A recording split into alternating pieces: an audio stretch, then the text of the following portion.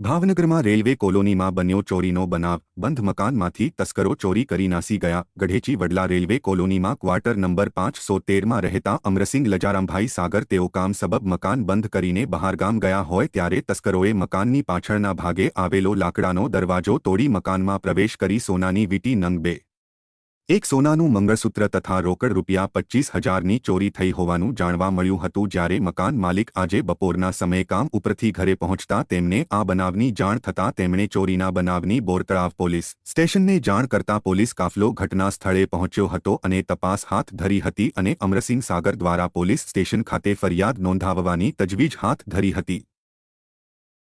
अमरसिंह सागर वरिष्ठ मंडल कार्मिक अधिकारी डीआरएम ऑफिस में सीनियर डीपीओ के रूप में कार्यरत हूँ।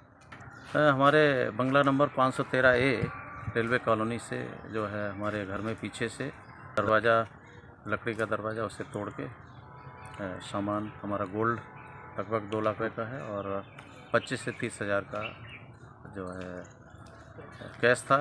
मैं ड्यूटी पर गया था 22 तारीख को और अभी 3:30 बजे अभी 24 तारीख को आया हूँ तो देखा सब ये अस्त व्यस्त चोरी की स्थिति पाई गई घर पर।